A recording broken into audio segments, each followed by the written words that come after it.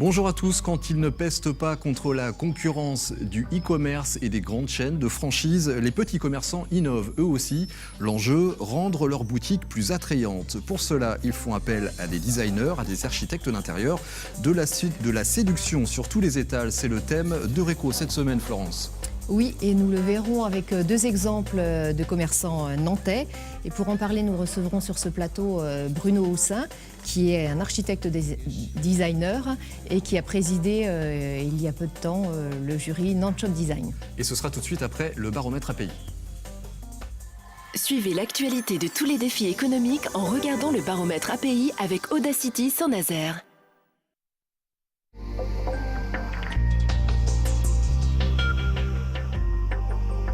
La région Pays de la Loire lancera en septembre son deuxième emprunt obligataire auprès des particuliers. La rémunération brute devrait être proche de 4%. La souscription sera ouverte du 20 septembre au 11 octobre. Elle pourra se faire par Internet et via les réseaux bancaires. L'argent collecté servira au financement des entreprises régionales qui innovent et recrutent. Les chantiers Méré à Nort-sur-Erdre ont changé de propriétaire. La société familiale a été reprise par BMA, la holding de Moon Bourgige et de François Martin, ancien cadre dirigeant d'Acmat. Ils ont déjà repris en 2011 la société Fourminox à Vertou, spécialisée dans le cintrage, la chaudronnerie et la mécano-soudure. 3 semaines de la fin des préinscriptions et à 5 mois du départ, le Vendée Globe ne compte que 19 engagés. 30 candidats s'étaient alignés sur la ligne de départ lors de l'édition 2008-2009. Bon nombre de skippers n'ont pas réussi à convaincre de sponsors. La course à la voile en solitaire autour du monde partira à des Sables d'Olonne en novembre 2012.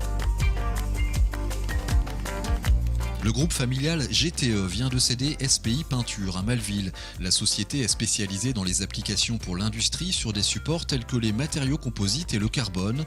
Gilles Turpot conserve Gilles Turpot Bâtiment, spécialisé dans le ravalement de façade, l'étanchéité de toiture terrasse ou encore l'isolation thermique. Suivez l'actualité de tous les défis économiques en regardant le baromètre API avec Audacity Saint-Nazaire. Voilà, donc comment créer une nouvelle ambiance dans un magasin, comment se démarquer de ses concurrents. Nous en parlons cette semaine avec Bruno Houssin. Bonjour, vous êtes designer, architecte d'intérieur, cofondateur de l'agence Zébulon à Paris et maintenant à Nantes. Vous présidiez il y a peu donc le jury de Nantes Shop Design. De quoi s'agit-il exactement ? Alors Nantes Shop Design, c'est un concours qui a été créé à Montréal, qui a été dupliqué en Europe, notamment dans quelques villes en France, Marseille, Lyon, Saint-Étienne, Bruxelles, Luxembourg et à Nantes. Donc en fait, le but de ce concours, c'est de sélectionner des commerces en fait qui ont une particularité dans leur présentation, dans leur design, et donc pour un petit peu mettre en avant ce travail. Avec cette année donc 10 candidats, on va voir tout de suite 2 des lauréats. Ils sont installés dans le centre-ville de Nantes. On se retrouve tout de suite après ce reportage. Il est signé Éric Egon. Situé sur le cours des 50 otages, 11 Football Club a ouvert ses portes en décembre dernier. Une boutique d'un nouveau genre qui s'est positionnée sur le marché du foot haut de gamme. Le magasin est pensé comme une marque à part entière avec sa propre identité visuelle, travaillée avec une agence de design. La priorité, c'est mettre en avant le produit et non les marques de distribution à travers notre marque 11. Et donc c'est des codes particuliers à la marque avec son propre langage dans la boutique et qui parle tout de suite au consommateur parce qu'il a l'impression de se retrouver dans son univers sur un terrain, voilà, ce qui n'existe pas aujourd'hui sur l'Hexagone et même à l'étranger. 11 Football Club, c'est également une boutique internet en lien permanent avec le magasin. Au total, plus de 1 million d'euros ont été investis et après 6 mois d'activité, les premiers retours sont plutôt positifs. On a même des gens qui ne sont pas du tout passionnés par le football qui rentrent dans le magasin parce qu'ils aiment l'architecture, ils aiment l'esthétique, ils aiment le langage qu'on a mis en place, les codes. 60% de notre clientèle magasin et internet est femmes et sont des femmes. Donc on a réussi aussi à toucher à travers les codes du magasin une sensibilité féminine. C'est ce qu'on voulait mettre aussi en avant. Non loin de là, à côté de la place Royale, se trouve Just Be League, un restaurant qui dépoussière quelque peu l'image des crêperies. Ici, on a misé sur la vente à emporter. En plus de la galette traditionnelle, on peut donc trouver la roll ou les galettes toastées. Des brevets ont même été déposés sur certains matériels spécifiques. Mais quand on entre chez Just Be League, ce qui frappe avant tout, c'est la déco.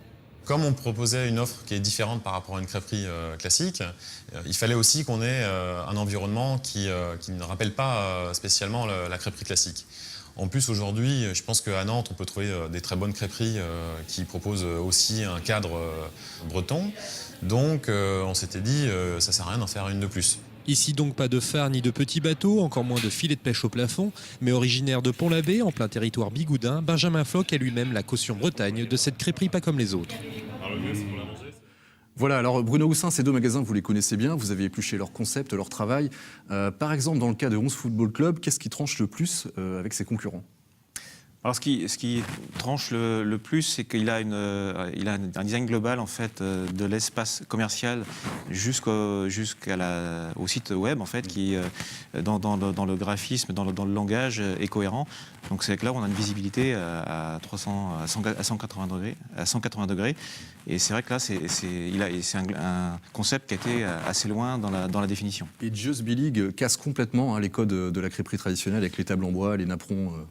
Voilà, donc là, on dépoussière le côté breton, on met en avant une nouvelle façon de manger la crêpe avec une crêpe qui devient carrée pour pouvoir la rouler plus facilement, pour pouvoir l'emporter. Et on associe aussi de la vente à consommer sur place. Donc en fait, on est sur une réflexion un peu globale aussi, avec peu de moyens, on a une idée forte, cohérente. On le voit à travers ces deux exemples. Un commerce, c'est aussi et d'abord sa vitrine.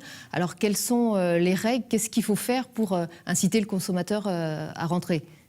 Alors, une vitrine, c'est un peu comme une affiche, un slogan. Ça doit être assez percutant, assez simple, une image forte. Donc, pas trop un message simple, aussi une vie. Il faut que ça se renouvelle pour toujours donner un peu des nouvelles envies. Et voilà, ça doit être assez impactant avec un code très précis, quoi. Voilà. On le disait tout à l'heure, seulement 10 concurrents cette année pour le Nantes Shop Design. C'est pas très répandu, cette démarche de vouloir complètement refondre son image, l'architecture intérieure d'un magasin. Quel conseil on pourrait donner à un commerçant indépendant quand il veut s'engager dans cette démarche ? Alors moi, j'encourage effectivement vivement un commerçant à se faire accompagner par un professionnel de l'espace, donc architecte d'intérieur, design d'espace, pour l'aider en fait à développer son idée. Dans le cas de figure d'une création, c'est vrai qu'on peut aller assez loin dans la réflexion, dans la mise en forme de son idée, de l'accompagner jusqu'à l'aménagement, jusqu'aux présentations, présentoirs, voire même effectivement sur le graphisme et la communication via le web. Il y a pas mal de choses à prendre en compte. Il y a l'ergonomie, le confort, la lumière, les matériaux. Et puis il y a aussi après les notions d'enveloppe budgétaire où on doit s'inscrire dans un budget Justement, précis. est-ce que ça coûte cher de bâtir un concept, de faire travailler un architecte d'intérieur ? Alors ça, je dirais que non, puisqu'en fait c'est un élément qui doit... alors ça coûte forcément, mais ça doit être intégré un petit peu dans l'enveloppe globale.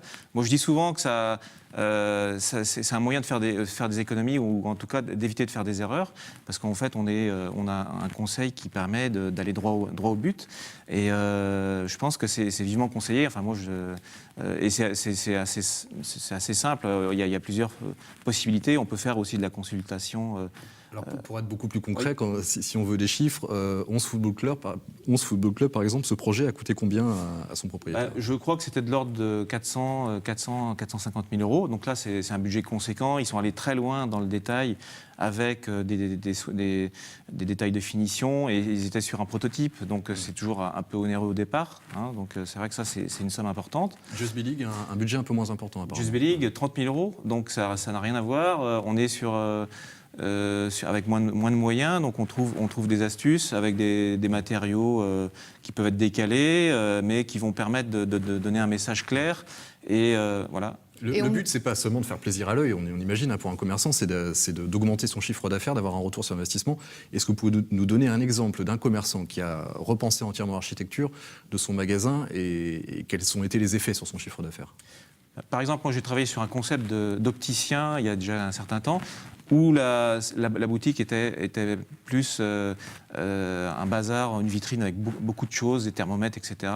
Alors que cet opticien avait un savoir-faire notamment sur des examens visuels.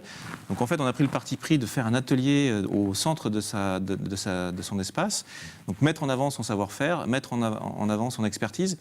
Et ça a permis, avec une structuration au niveau des présentations des lunettes, pour aussi faire des choix. Et ça a permis à ce commerçant de doubler son chiffre d'affaires en l'espace d'1 an. Est-ce qu'il y a des secteurs où on a plus besoin que d'autres de faire appel à des designers, ou est-ce que finalement l'intérêt est le même pour une boulangerie que pour un commerce de vêtements Je pense que l'intérêt est un peu le même dans le sens où chaque cas est différent et chaque cas a besoin d'être accompagné pour justement donner de l'âme à l'espace, donner du sens, créer une petite histoire à raconter, donner en fait envie aux gens de rentrer, faire un espace où le commerçant va se sentir bien et du coup il va avoir un accueil aussi chaleureux, tout le monde va sentir cet esprit-là. Donc je pense que quel que soit le projet, on a des choses à faire. Dans une ville comme Nantes, mais vraiment en 2 mots, on est obligé de s'adapter aussi à l'identité d'une ville ? Bien sûr. Et c'est vrai que c'est l'intérêt aussi des commerçants indépendants, c'est de se démarquer des chaînes avec des concepts un peu forts qui vont amener aussi une attractivité dans le centre-ville et qui vont avoir une particularité. Merci beaucoup Bruno Houssin d'avoir participé à cette émission. Merci Florence. On se retrouve donc la semaine prochaine pour un nouveau numéro d'Eureko. Je vous rappelle aussi que vous pouvez retrouver toutes nos émissions sur le site internet de Télé Nantes, telenantes.com, et sur celui de l'agence API. À très bientôt sur Télé Nantes.